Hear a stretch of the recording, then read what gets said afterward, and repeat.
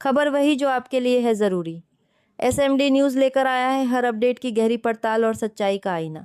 मैं हूं आपके साथ और आप देख रहे हैं एसएमडी न्यूज़, हर पल हर खबर पर नज़र।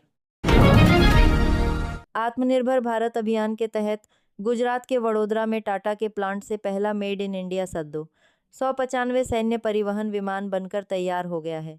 यह पहली बार है जब भारत में किसी निजी कंपनी ने पूर्ण सैन्य विमान का निर्माण किया है। यह विमान 71 सैनिकों या 9 टन पेलोड के साथ दुर्गम इलाकों और कच्चे रनवे पर भी लैंड कर सकता है। भारतीय वायुसेना के बेड़े में शामिल होकर यह पुराने एवरो विमानों की जगह लेगा, जिससे सेना की रसद क्षमता कई गुना बढ़ जाएगी। प्रधानमंत्री मोदी कल से 15 से 20 मई तक यूएई और 4 यूरोपीय देशों की यात्रा पर निकल रहे हैं। निर्यातकों के संगठन फीएओ ने इस दौरे को भारतीय व्यापार के लिए टर्निंग पॉइंट बताया है। उम्मीद है कि इस यात्रा से $70 अरब का द्विपक्षीय व्यापार और निवेश का रास्ता खुलेगा। खासकर ग्रीन एनर्जी, सेमीकंडक्टर और एआई जैसे आधुनिक क्षेत्रों में भारत को बड़ी सफलता मिल सकती है। इस दौरे से न केवल निर्यात बढ़ेगा, बल्कि वैश्विक स्तर पर भारत एक भरोसेमंद आर्थिक साझेदार के रूप में और मजबूत होकर उभरेगा। भोजपुर बक्सर एमएलसी उपचुनाव में राजद प्रत्याशी की शानदार जीत के बाद तेजस्वी यादव ने ईवीएम पर सवाल उठाते हुए बैलेट पेपर की वकालत की है। उन्होंने दावा किया कि यदि चुनाव बैलेट पेपर से हो तो बीजेपी के नेतृत्व वाला एनडीए गठबंधन कहीं नहीं टिकते हैं पाएगा। तेजस्वी ने आरोप लगाया कि पिछले बिहार विधानसभा चुनावों में पोस्टल बैलेट में वे 150 से अधिक सीटों पर जीते थे, लेकिन यंत्र और षड्यंत्र के जरिए उन्हें हरा दिया गया।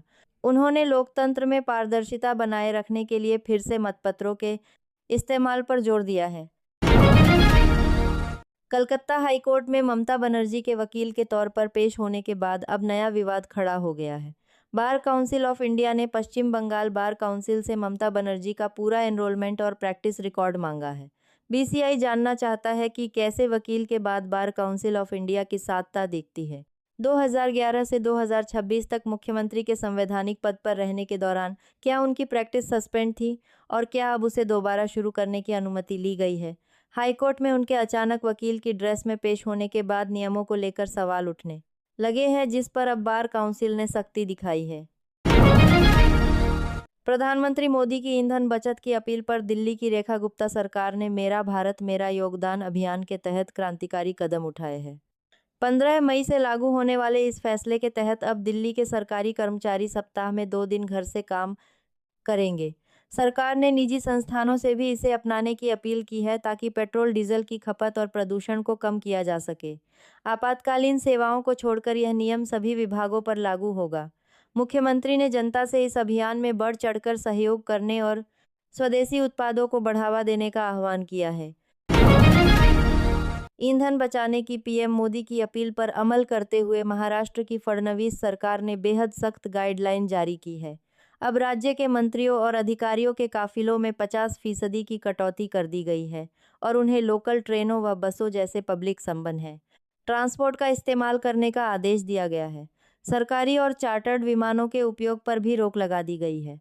इस पहल की शुरुआत खुद मुख्यमंत्री देवेंद्र फडणवीस ने बुलेट चलाकर विधान भवन पहुंचकर की, जबकि कई अन्य मंत्री अब इलेक्ट्रिक कारों का इस्तेमाल कर रहे हैं। पश्चिम बंगाल की पूर्व मुख्यमंत्री ममता बनर्जी आज एक अलग ही अंदाज में नजर आईं। वे वकील का काला कोट पहनकर कलकत्ता हाईकोर्ट पहुंची और चुनाव के बाद हुई हिंसा से जुड़ी एक जनहित याचिका के मामले में पेश हुई। दिलचस्प बात यह है कि यह याचिका खुद टीएमसी नेता कल्याण बनर्जी के बेटे शीर्षान्या बनर्जी ने दायर की है। मुख्यमंत्री पद छोड़ने के बाद ममता बनर्जी का यह कानूनी अवतार अब चर्चा का विषय बन गया है। कयास लगाए जा रहे हैं कि वे आने वाले दिनों में कुछ चुनावी याचिकाएं भी खुद ही दायर कर सकती है।